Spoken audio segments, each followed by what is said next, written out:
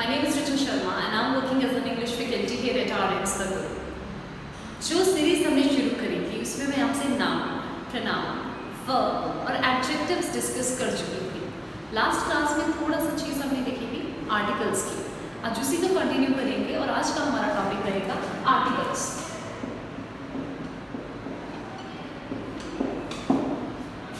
Okay, articles मैंने आपको last time भी बताया था। जनरली दो तरीके के आर्टिकल्स हमारे पास रहते हैं, definite article and indefinite article.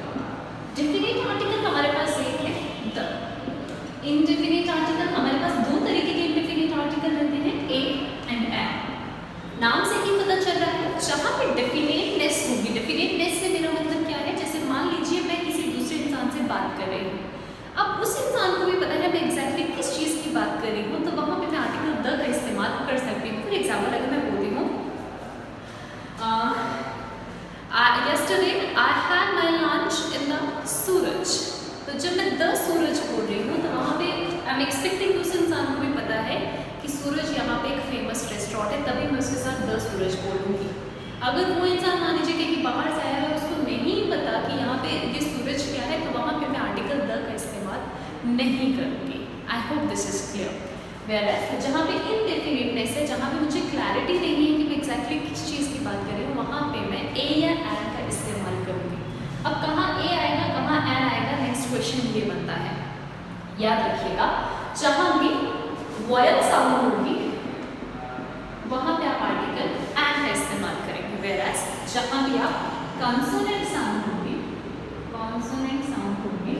वहाँ पे आप आर्टिकल ए का इस्तेमाल करेंगे। Now let me put it very clear, जो स्कूल में सिखाया जाता है कि अल्फाबेट में से ए, ई, आई, ओ, यू ये आपके वॉयल है और बाकी सारे अल्फाबेट में जो लेटर्स बच गए वो सारे आपके कॉन्सोनेंट है, but that's not true. Vial और कॉन्सोनेंट क्या होता है बच्चा, ये साउंड्स होती हैं, ठीक है।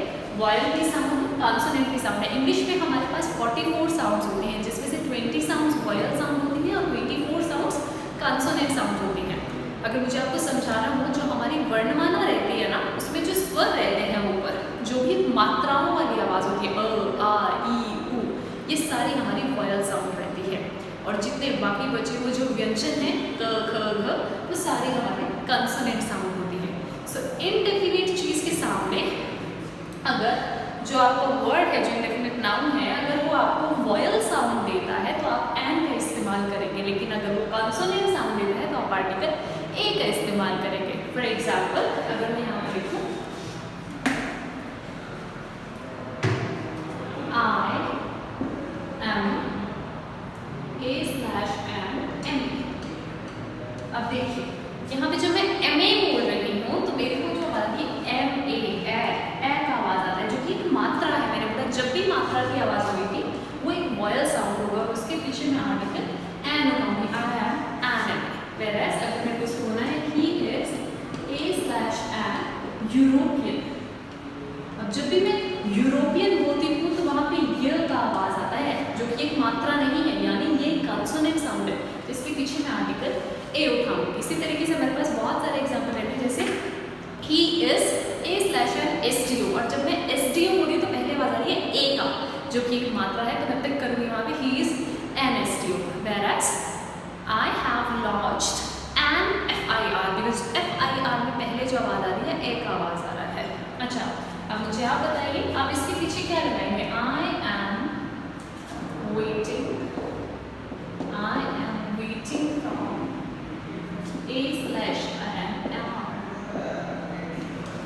अब जब भी आप आर बोलते हैं, हम इसको खबर नहीं बोलते हैं, आर बोलते हैं, जो कि एक मात्रा की आवाज़ है, तो आप यहाँ पे हमेशा एन पिक करेंगे। अच्छा, यहाँ पे आप क्या पिक करेंगे,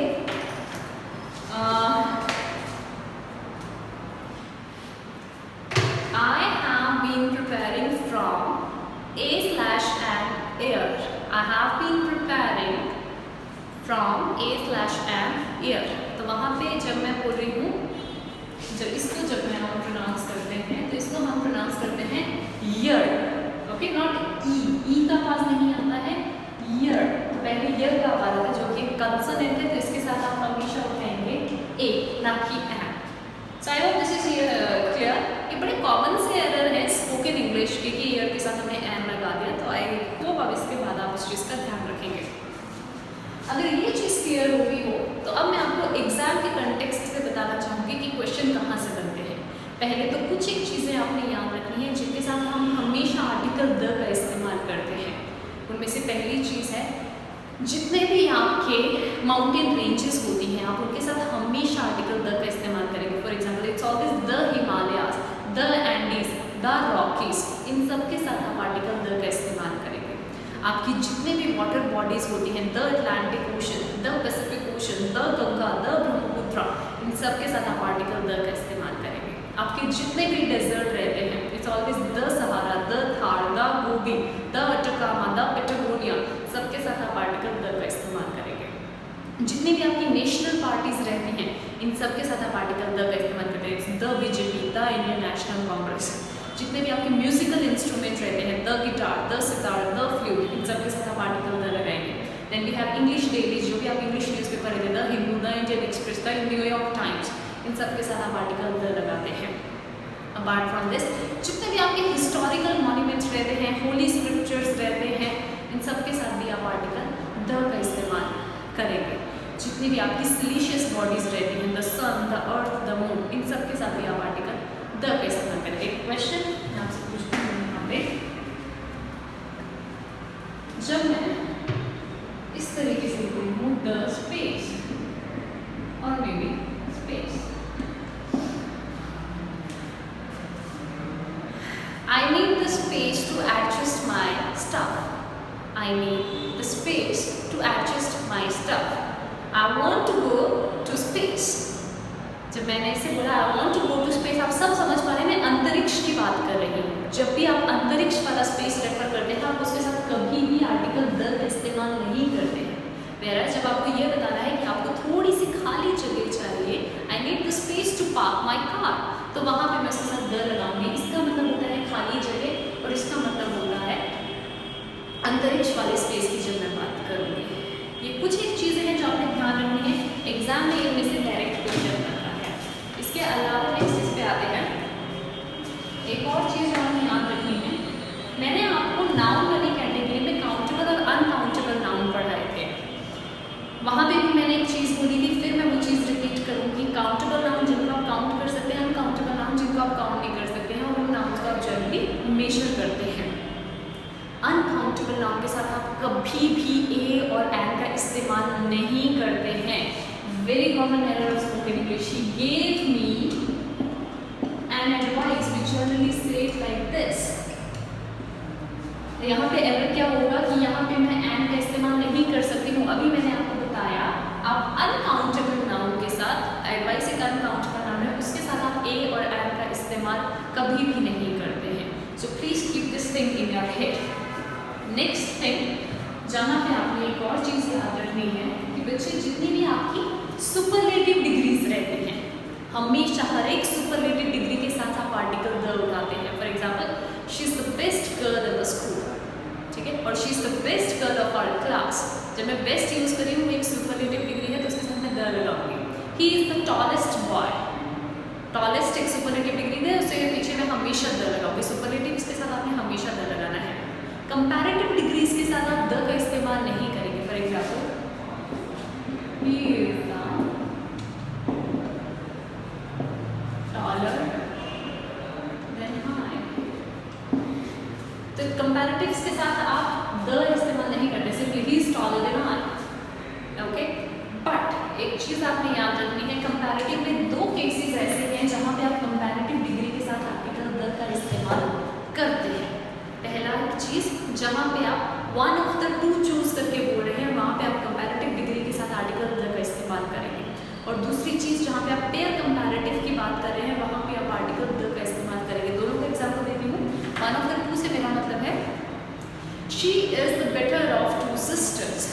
I repeat, she is the better of the two sisters. अब मैंने बोला कि आपको कि कंपैरेटिव डिग्री के साथ आर्टिकल द नहीं आता है, बट यहाँ पे वन ऑफ द टू, दो सिस्टर्स में से मैं एक चूज कर रही हूँ, तो वहाँ पे कंपैरेटिव डिग्री के साथ द लगाया जाता है।